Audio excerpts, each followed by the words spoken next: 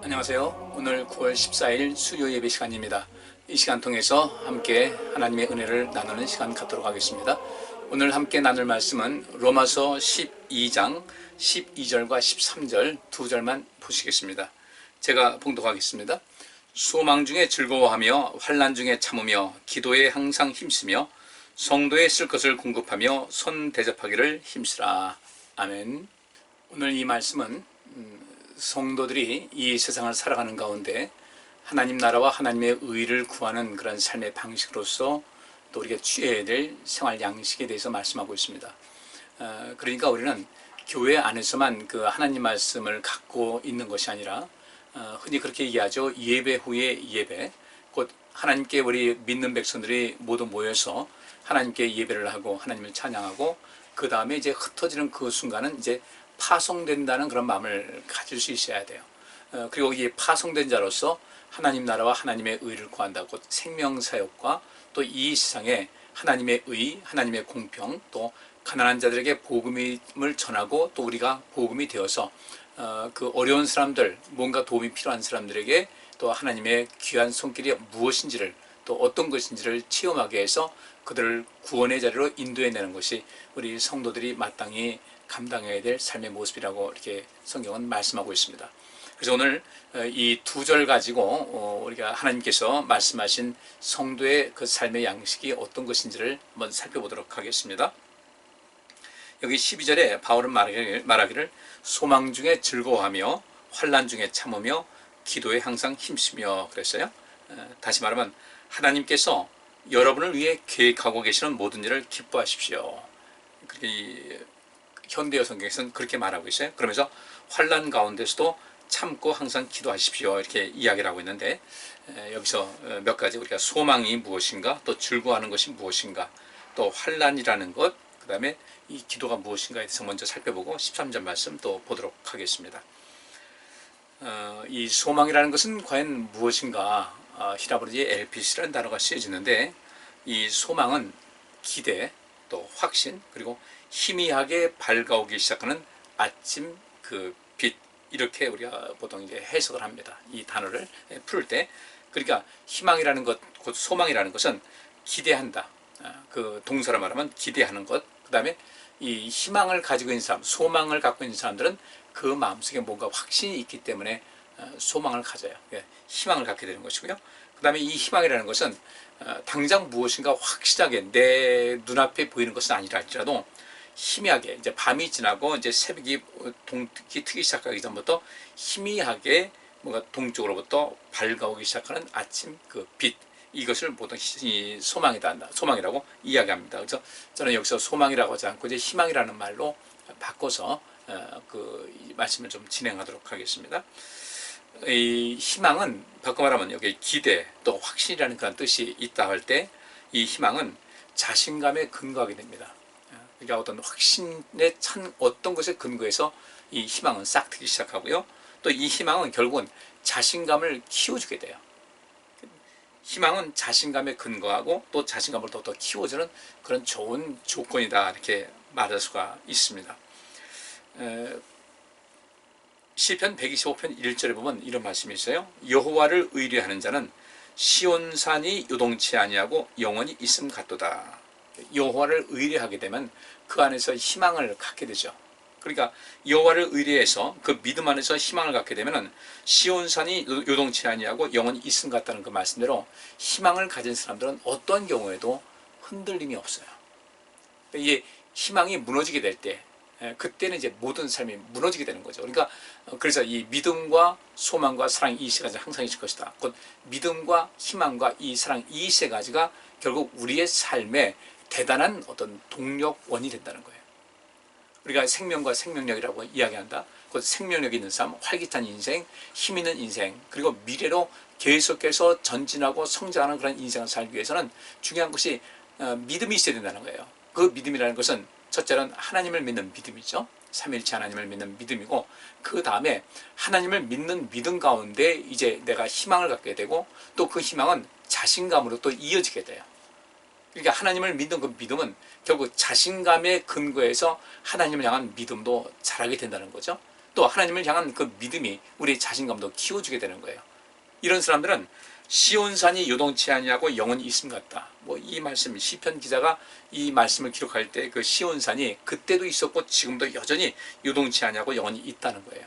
뭐 지진이 일어나가지고 어떤 변형은 있을 수 있을 모르지만 그 시온산이 요동치 아니하고 영원히 있음 같이 여호와를 의뢰하면서 희망을 갖고 있는 사람들은, 하나님을 의뢰하고 하나님께 희망을 갖고 있는 사람들은 인생살이가 흔들림이 없이 든든한 삶을 살아갈 수 있다는 것을 말하고 있고요.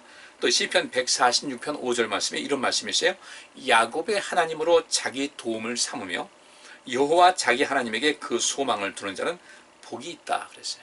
그러니까 야곱의 하나님으로 자기 도움을 삼는다는 것은 그분이 우리를 도와줄 것이라는, 그분이 나의 하나님이시다, 전능하신 하나님이라는 그 믿음을 갖는 거죠. 그 믿음이 있으니까 하나님으로 자기 도움을 삼는 거예요. 하나님께서는 반드시 나를 도와주신다, 나를 지켜주신다, 나를 복되게 하신다, 나의 갈 길에 인도하신다, 나를 환난 가운데서 나를 모든 것을 온전케 하신다는 그 믿음을 가지고 하나님을 도움을 삼고 그 다음에 여호와 자기 하나님에게 희망을 두는 사람은 복이 있다. 바꿔 말하면요, 하나님을 믿고 하나님께 희망을 두는 가운데 우리 인생은 즐거움이 있다는 거예요. 오늘 본문 말씀에 소망 중에 즐거워하라고 그랬잖아요. 이 소망 중에 즐거워하라는 말씀은 희망이 있어야만 우리 삶에 즐거움이 있다는 겁니다. 희망이 없는 사람들은 삶에 즐거움이 없어요. 기쁨이 없어요. 여기서 이 즐거움이라는 그 뜻이 행복하다, 유복하다는 뜻이거든요. 그러니까 우리가 인생을 살아가면서 행복감을 느끼기 위해선 우리에게 무엇이 필요하다? 믿음이 필요하고 그 다음에 희망이 필요하다는 거예요. 그래서 믿음과 소망과 사랑, 이 세 가지가 항상 있을 것이라고 말씀하신 이유가 거기 있습니다. 믿음이 있고 이 희망이 있을 때 우리 삶에는 하나님께서 주시는 그 기쁨으로 가득하게 되고, 그 즐거움이 우리 속에 있을 때 사실 그 속에서 누군가를 사랑하고 사랑을 실천하는 가운데 내가 희망이 없는데, 내가 어디 의지할 것이 없고 삶이 아주 고단하기만 한데 뭔 사랑을 실천할 수 있겠어요? 그러니까 이 믿음과 희망과 사랑, 이 세 가지는 항상 있을 것이다라는 것은 이 세 가지가 있을 때 우리 삶의 생명력은 가득할 수가 있다. 그리고 그것을 늘 마음속에 가질 수가 있어야 돼요. 그래서 바울이 소망 중에 즐거워하며 하면서 그 소망 중에 즐거워하는 가운데 그 다음에 환난 중에 참으며 라는 말씀이 있거든요. 이 소망 가운데, 그 믿음과 소망 가운데 이 즐거움이 있게 되니까 그 다음에 인생 살아가면서 환난이 내게 다가온다 할지라도 그것을 능히 인내할 수가 있다는 겁니다. 여기서 참는다는 것은 밑에 머무르다. 그러니까 때로는 굉장히 어려운 환난이 있을 때 때로는 그 모든 것을 그냥 묵묵히 참고 뭔가 밑에 눌려있는 것 같은 그런 그 가운데 있다 할지라도 그 가운데서 이게 참는다라는 그런 마음, 이 시간이 이 또한 지나가리라는 그런 마음을 가지고 있는 거예요. 그 다음에 견디다, 또 참다, 인내하다, 꿋꿋함을 지니다. 환난이 왔을 때 너무 요동하지 말고. 어떤 사람이 그런 이야기를 하더라고요. 어떤 의사를 봤는데 그 의사는 얼마나 사람이 냉철한지, 다른 사람들 이거 어떻게 하냐고 뭐 정신없이 하고 갑자기 그 아드레날린 치솟으면서 또 심장이 막 뛰고 이렇게 하는데, 그 사람은 어떤 경우에도 심장이 90회 이상은 뛰지 않고 그 아주 냉철하고 차분함을 잃지 않는다. 환자를 대할 때는 그렇게 하면 좋은데 일반적으로 인간관계 속에서는 사실 그러면 안 되겠죠, 그죠? 사람이 이 사랑을 느낄 때 또 심장 박동이 뛰기도 하고 다 그래서 우리에게 있는 것인데, 어쨌든 우리가 환난을 참으며, 환난 중에 참으라는 것은 여기 이제 앞에 있는 대로 소망 중에 즐거워한다, 소망 중에 즐거워한다. 그 다음에 환난 중에 참는다. 이게 소망 중이라는 것은 이 희망을 갖고 있는 그 삶 속에서 우리에겐 즐거움이 있다는 것이고, 환난 가운데 있을 때 그 하나님을 믿고 하나님을 바라보는 그 희망 가운데 잘 참아야 된다는 거예요. 꿋꿋이 꿋꿋함을 지니다라는 이런 뜻이 있는 것이죠. 바울이 로마서 5장 3절과 4절에 이렇게 말씀하고 있어요. 우리가 환난 중에도 즐거워하나니 이는 환난은 인내를, 인내는 연단을, 연단은 소망을 이루는 줄 알미니라. 바울의 또 개인적인 체험일 거예요. 그러니까 여긴 대로 소망 중에 즐거워한다라는 그 말씀, 그 다음에 환난 중에 참으라는 이런 말씀은 이전에 그 바울이 이야기한 대로 우리는 환난 중에도 즐거워한다. 그 환난 중에도 즐거워하는 것은 뭐예요? 소망 중에 즐거워하며 그 말씀 있잖아요. 여기 있는 말씀대로 소망 중에 즐거워하며. 근데 우리가 환난 중에도 즐거워한다. 이 소망과 이 환난, 희망과 환난, 바꿔 말하면 희망이 있을 때 환난을 이길 수가 있는 것이고요. 환난 가운데 있다 할지라도 희망이 있으면 그 가운데서 모든 것을 견딜 수가 있는 거예요. 그렇기 때문에 환난 중에 즐거워하며, 환난 중에도 즐거워한다. 왜 즐거워할 수 있는가? 그런가 합니다. 환난 중에도 우리는 즐거워합니다. 왜 그런가? 이는 환난은 인내를 낳고 인내는 연단을 낳고 연단은 소망을 이루는 줄 알기 때문에 환난이 와도 우리는 즐거워합니다. 바꿔 말하면 오늘 여기 12절에 있는 말씀대로 왜 환난 중에도 즐거워할 수 있을까? 어떻게 우리가 환난 가운데서도 이것을 참고 견디고 즐거워할 수 있을까를 봤더니 환난 이후에 환난 가운데 있다 할지라도 그 사람이 희망을 갖고 있다면은 이 환난도 분명히 지나갈 것이다. 그리고 이 환난은 나를 연단해서 더 뛰어나고 온전한 사람으로 만들어 줄 것이라는 어떤 기대감이 있게 되는 거죠. 그렇기 때문에 환난 중에 참으라고 바울이 오늘 이 본문 말씀에 말하고 있고, 로마서 5장 3절에 있는 말씀은 환난은 인내를 낳는다는 그 말씀, 이 모든 것은 같은 이야기예요. 소망이 있으면 환난이 와도 잘 참을 수가 있고요.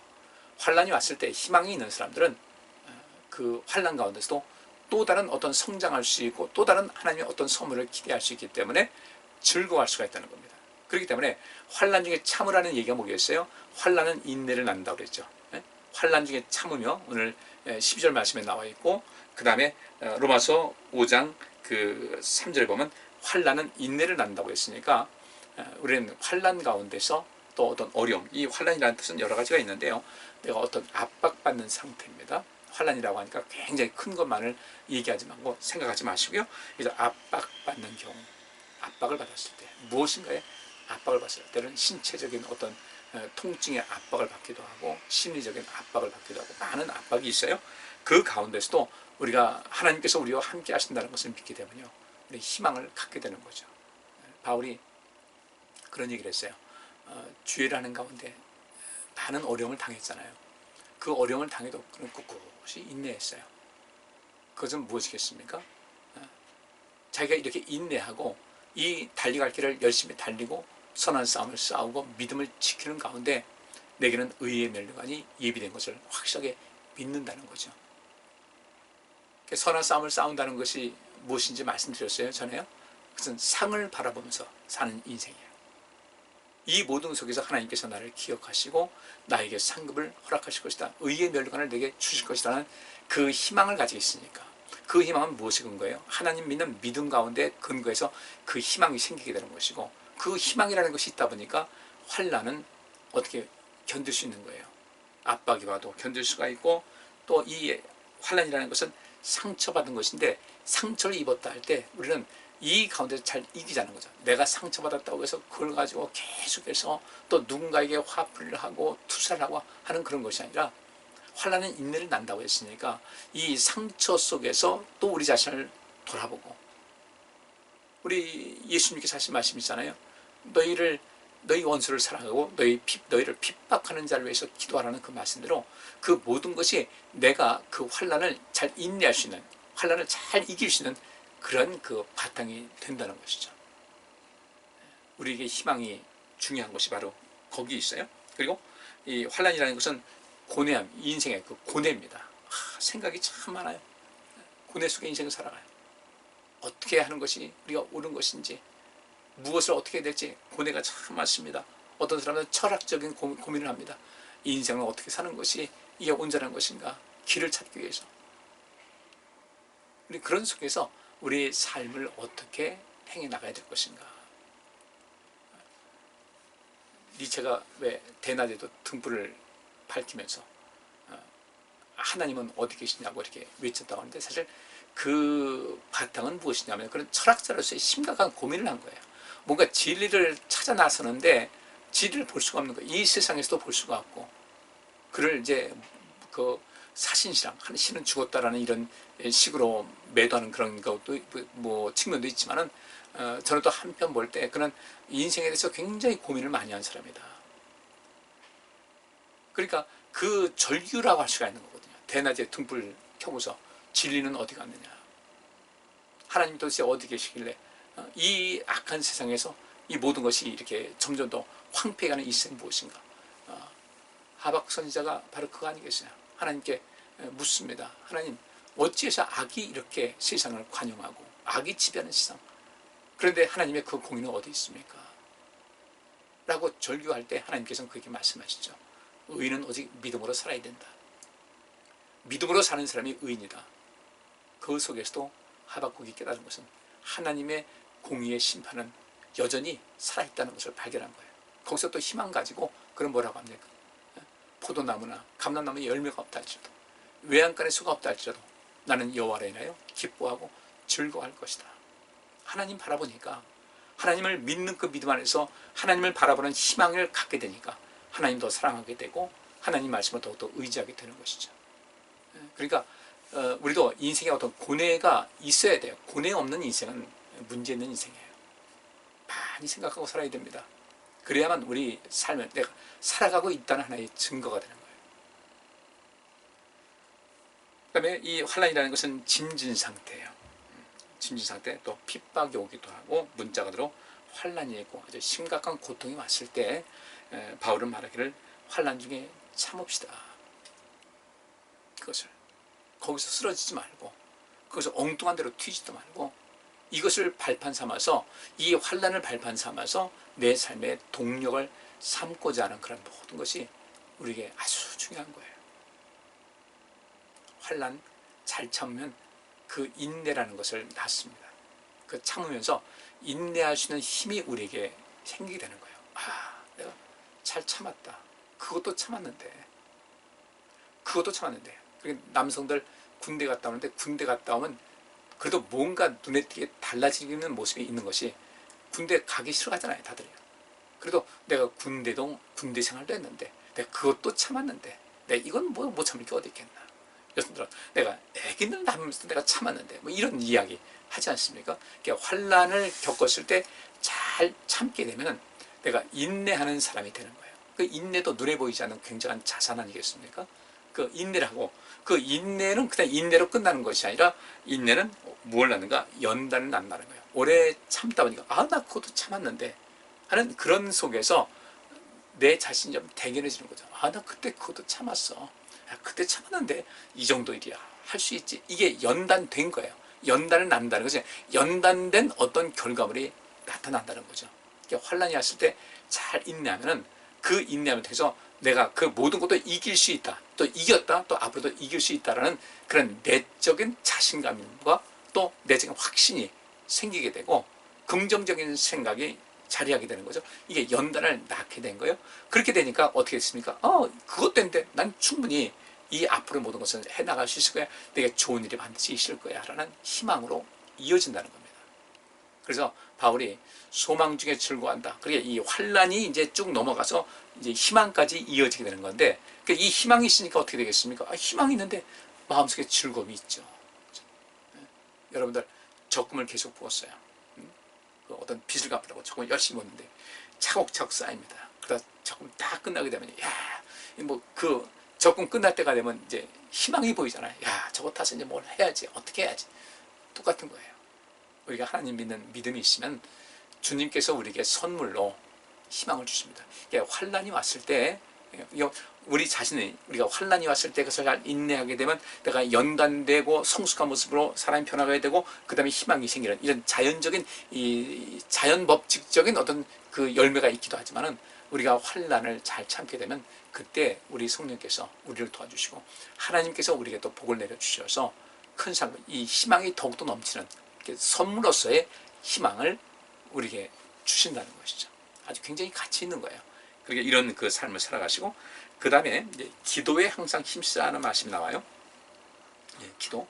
이 기도가 무엇인가? 기도는 너무 많이 귀에 박히도록 얘기를 들어가지고 기도하면 그 기도 이렇게 넘어가기 쉬운데, 우리 기도에 대해서 좀 더 많은 것을 좀 살펴주셔야 돼요.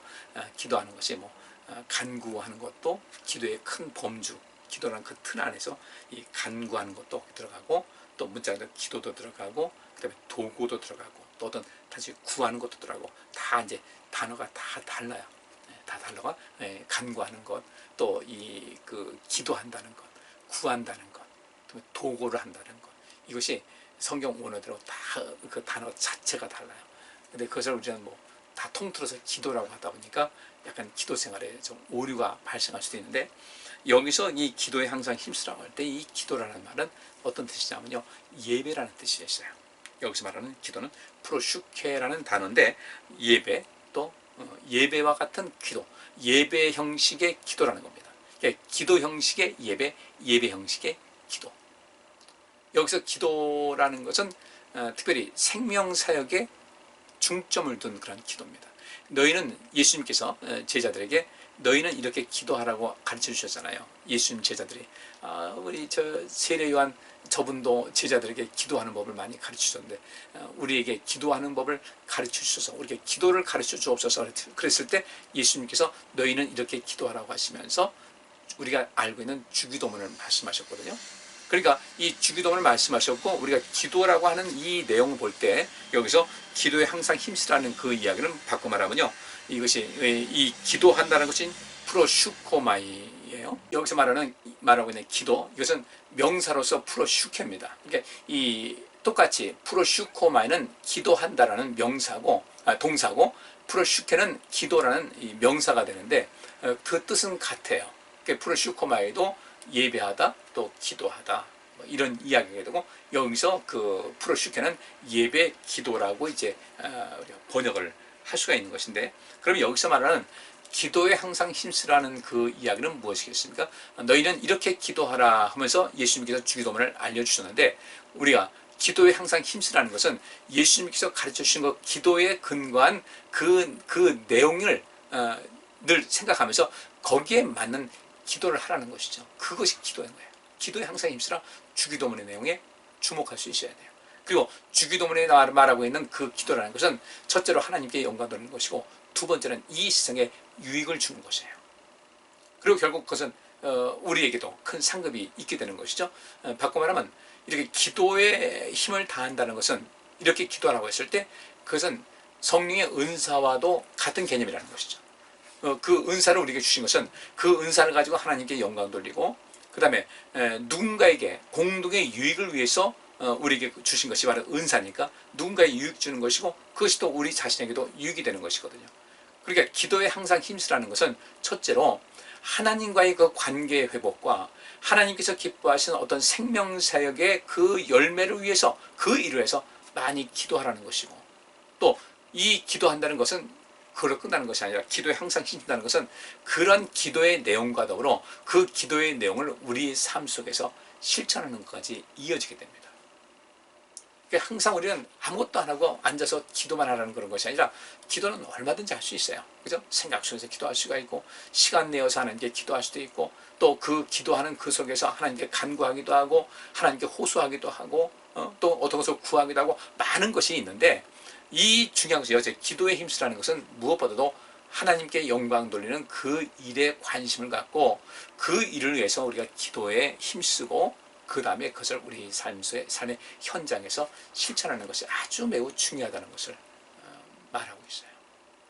우리는 어떻게 기도해야 될까? 참 많이 관심 가져야죠. 기도에 힘쓴다. 기도에 힘쓴다는 것이니까 우리 실생활 속에 이 기도가 적용이 된다는 어떤 그런 것이죠. 그죠? 어떤 생명을 위해서 하는 그런 것인데, 창세기 32장 24절부터 26절까지 말씀 보니까, 야곱은 홀로 남았더니 어떤 사람이 날이 새도록 야곱과 씨름하다가 그 사람이 자기가 야곱을 이기지 못함을 보고 야곱의 환도뼈를 치매 야곱의 환도뼈가 그 사람과 씨름할 때에 우이골되었더라. 그 사람이 가로되 날이 새려하니 나로 가게 하라. 야곱이 가로되 당신이 내게 축복하지 아니하면 가게 하지 아니하겠나이다. 이건 무엇일까요? 여기 보니까 기도에 항상 힘쓰라고 그랬잖아요. 기도라는 것을 말씀드렸고, 여기서 항상 힘쓰라는 것은 뭐뭐에 대해서 진지하다라는 뜻이에요. 기도에 대해서 진지하라는 거예요. 그러니까 어떤 기도하는 그런 모든 모습이 있다 할지라도 그 기도가 굉장히 진지해야 된다. 그러니까 하나님과 소통이 이루어져야 된다는 거예요.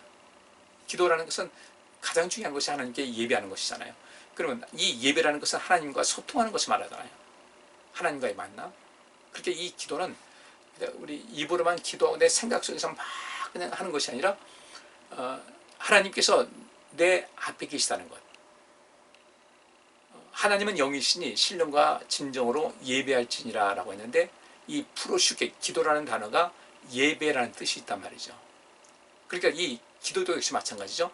우리가 기도한다고 할 때 하나님은 영이시니 예배하는 자는 신령과 진정으로 예배할지니라. 그러면 이 기도라는 것이 예배라는 단어가 뜻이 있으니까 바꿔 말하면요, 하나님은 영이시니 기도하는 자는 신령과 진정으로 기도할지니라, 이렇게 바꿀 수가 있어요.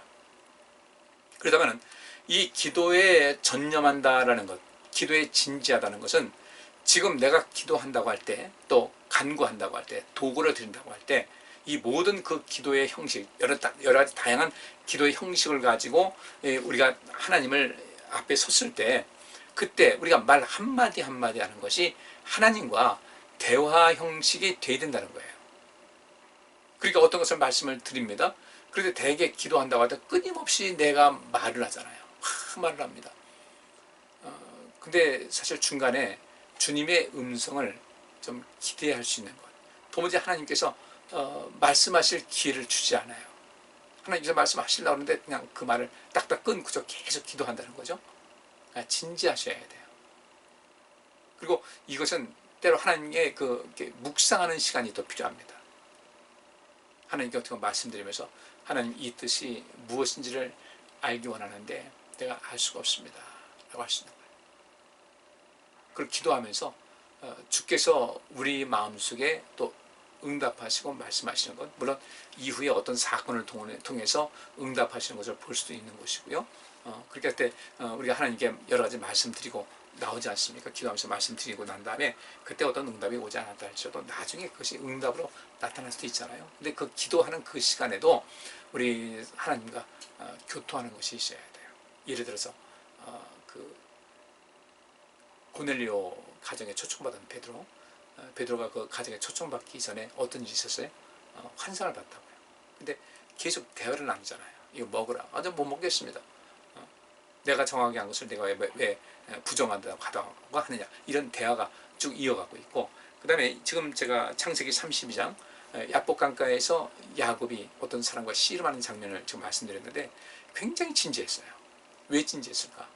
야복강 건너가게 되면 이제 자기 살던 고향이고 또 자기 터전이지만 거기 자기 형과 갈등이 있어서 멀리 떠나 있다가 세월 많이 지난 다음에 많은 가족들과 엄청난 그런 가축들과 재산을 가지고 돌아오는데 형이 만약에 자기를 용서하지 않는다면 자기 목숨은 정말 보장받을 수 없는 것이거든요.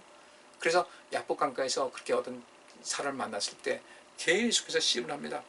날이 새도록 야곱과 씨름했다고 그랬어요. 여기서 소통한 것이죠. 여기서 아무 말 없이 뭐 씨름하듯이 그렇게 했겠습니까? 아니죠. 야곱은 홀로 나와서 어떤 사람이 날이 새도록 야곱과 씨름하다가 뭐 붙잡고 뭐 했겠어요. 뭐 많은 대화를 하지 않았겠습니까? 어떤 것이었는지는 나와 있지 않지만 몸싸움만 했다고 하면 안 돼요. 우리 씨름하니까 씨름판에 씨름만 생각하면 안 되죠. 씨름이라는 것은 어떤 계속해서 대화를 나누고 또 한편 뭐 이렇게 표현하면 좀 이상하지만 기싸움이랄까요? 이런 것도 있을 것이고, 그렇게 많은 대화를 나누다가 나중에 이 야곱이 도저히 놔줄 기미를 보이지 않으니까 환도뼈를 쳤어요.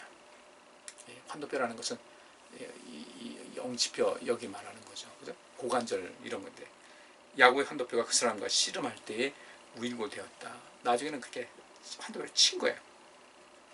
날이 새라니까 나로 가게 하라. 야곱이 말하기를 당신이 내게 축복하지 아니하면 가게 하지 않겠습니다. 그래서 그때 이제 그 이름을 이스라엘로 바뀌면서 그 다음에 역사가 쭉 이어지지 않습니까? 이것을 봤을 때 우리가 이 기도라는 것이 아주 상당히 좀 그 의미가 있어야 돼요. 진지하게 하셔야 돼요. 내가 하나님께 기도한다 할 때 하나님께서 내 앞에 계시고 내가 드리는 말씀을 다 듣고 계신다는.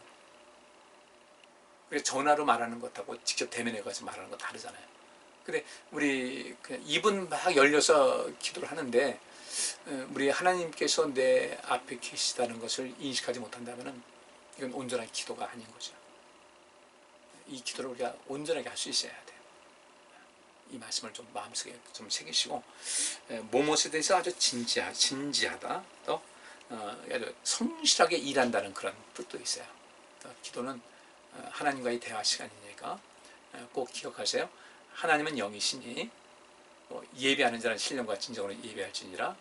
기도라는 것은 예배라는 뜻이 있으니까 하나님은 영이시니 기도하는 자는 신령과 진정으로 기도할지니라는 그 말씀대로 하나님께 말씀을 드리고 어떤 것을 구하든지 간구하든지 또 어떤 것을 주님께 호소하든지 또 어떤 그 주기도문의 내용 있는 것을 가지고 어떤 사명적인 사역적인 것을 이야기하든 간에 그냥 시간 내게 기도하는 시간 해가지고 그냥 얼마 기도한다라는 그 자체만 몰입하지 말고 하나님과 분명하게 소통이 돼야 된다. 이건 그렇지 않으면은 그 기도 시간이 의미가 없다는 마음을 가지고 하나님과 대화할 수 있어야 되고 그 다음에 아주 가까이서 지지한다는 그런 의미가 있습니다. 아주 매우 밀접한 가운데 가까이서 지지한다. 주님께서 말씀하신 어떤 주기도문의 내용을 기도한다고 할 때 이것은 내가 반드시 이루어야 된다는 그런 간절한 마음, 주님의 명령이라는 것, 그 다음에 주님께 어떤 것을 구할 때도 주님께서는 나를 반드시 들으신다라는 마음 갖고 하나님께 정말 간절하게 구할 수 있어야 돼요. 그 간구하는 것이 있고 또 어떤 구하는 거 있지 않습니까? 너희 중에 지혜가 부족한 자가 있느냐? 후히 주시고 꾸짖지 아니하시는 하나님께 구하라. 그러면 우리 하나님께서 넘치도록 주실 것이다라는 그 말씀대로 내 마음에 믿음이 자꾸 부족해가지고 구하기를 하는데 자꾸 의심되고 이게 과연 될까 이런 마음 들 때 그때 진지하게 말할 수 있어야죠. 아주 가까이서 지지할 수 있어야 돼요. 제가 지금 이런 생각이 들어요. 주님께 이렇게 기도하면서도 제게 이런 그 부정적인 생각, 의심이 자꾸 드는데 이런 것까지도 이길 수 있는 또 다른 하나님의 은혜를 베풀어 달라고 하나님께 정말 진지하게 대화를 나눌 수 있어야 되고 때로는 가만히 이제 내 입으로 말하기를 그치고 주님께서 응답하시고 말씀하시기를 기다리는 것도 필요하다는 거죠. 사실 이 기도라는 그 내용이 굉장히 좀 심오해요. 심오한데 지금도 여러분에게 이제 기도에 대해서 말씀드렸지만은 여기 대해서 조금 의아한 부분이 있고 좀 혼돈이 올 수 있는 그런 부분이 있지만은 우리가 여러 가지 그 기도라는 큰 틀 안에 여기 문자 그대로 기도, 그 예배가 핵심인 그 기도, 하나님을 찬양하고 높이고 또 우리 주기도문에 써 있는 내용, 그 주기도문에 있는 내용은 하나님께서 우리를 통해서 이루시고자 하는 하나님의 뜻을 거기 담고 있는 것이거든요. 기도한다고 할 땐 그게 핵심적인 것이 돼야 되고 그 다음에 그것만 또 말할 수 없잖아요. 그래서 우리가 또 간구도 합니다. 간구. 여기 야곱이 그 씨름했던 어떤 사람과 씨름했을 때 그 간구, 절대로 나를 축복해 주지 않으면 갈 수 없습니다. 그 위골돼서 이 뼈가 어긋나가지고 다리를 질질 끌면서도 그렇게 했던 거. 거기서 응답받죠. 또 하나님께 호소하기도 하고 그 호소한다는 것은 뭐예요? 누군가를 위해서 누군가에서 중보하는 그런 기도죠. 간청하는 그런 기도죠. 구약 성경에서의 그 기도라는 단어는 바로 이렇게 중보한다는 내용이 상당히 많이 담겨 있어요. 신약에서의 그 기도는 하나님께 예배한다는 그런 개념, 그 주기도문의 내용의 그 핵심적인 것이죠. 그것이 있고, 그 다음에 일반적으로 구하라 주실 것이 있으니까 구하는 거예요. 어떻게? 그 구하는 것은 하나님께서 응답하실 때까지. keep on asking이에요. 구하라 주실 것이 있을 때 그 원래의 뜻은 keep on asking, 끊임없이 구하라는 거예요. 계속해서. 근데 그 구하는 것과 간구와 또 도구라고 하죠. 호소하거나 이런 것. 그 다음에 이 모든 것 속에서 가장 핵심적인 것은 오늘 여기 있는 말씀대로 기도에 항상 힘쓰라는 그 말씀, 하나님께 예배하는 그런 모습으로 하나님께서 원하시는 것을 내가 실천하겠다는 그런 다짐을 하면서 그 다른 그 기도의 내용을 이어가게 되면 기도하고 구하는 것은 받은 줄로 믿으라고 했으니 응답이 되는 역사가 나타나게 됩니다. 그러니까 우리는 이 기도 속에서 어떤 기도가 필요하겠어요? 많은 성도들 위해서 환란이 있을 때 그 환란을 이길 수 있도록 하나님께 구하기도 하고 또 우리 공동체를 위해서 우리 공동체가 모두가 그런 삶을 살기 위해서 누군가 어려움을 당하고 누군가 어떤 믿음이 부족한 사람에 의해서 어떤 삶에 어려움 당하는 사람에서 끊임없이 도와주고 기도하는 그런 모습. 오늘 뒤에 있는 말씀은 시간 관계상 못할 것 같은데 이 내용은 그 13절 성도들의 쓸 것을 공급하며 손 대접하기를 힘쓰라는데 이 12절과 13절 말씀 이게 연합이 돼야 이 해석이 되는데 오늘 이 시간에는 일단 그 희망, 그 다음에 환란, 그 희망과 환란의 관계, 또 기도에 항상 힘쓰라는 이 말씀을 좀 봤으니까요. 오늘 이것만 가져도 여러분 희망을 키우시고 환난 가운데서 잘 인내하시고 또 기도에 힘쓰라는 그 말씀대로 여러분들 하나님과의 그런 진지한 대화가 계속해서 삶 속에서 이루어지시기를 바랍니다. 오늘 여기까지 하겠습니다. 기도합니다. 하나님, 오늘 이 말씀 속에서 우리가 많은 것을 또 생각하게 합니다. 희망, 또 환난, 기도, 이 모든 것 속에서 우리가 의미를 알고 우리 모두가 성숙한 그리스도인의 삶을 살아서 이런 그 희망과 환난을 잘 참고 기도에 힘쓰는 가운데 내 영혼이 더욱더 힘을 얻고 내 삶의 생명력이 넘치고 또 그 힘 가지고 온 세상에 하나님의 그 놀라운 구원의 역사와 생명력을 심어주고 종국에는 하나님께 영광 돌리는 삶을 살아가는 우리 모두가 되게 하여 주옵소서. 예수 그리스도의 이름으로 기도합니다. 아멘. 네, 감사합니다.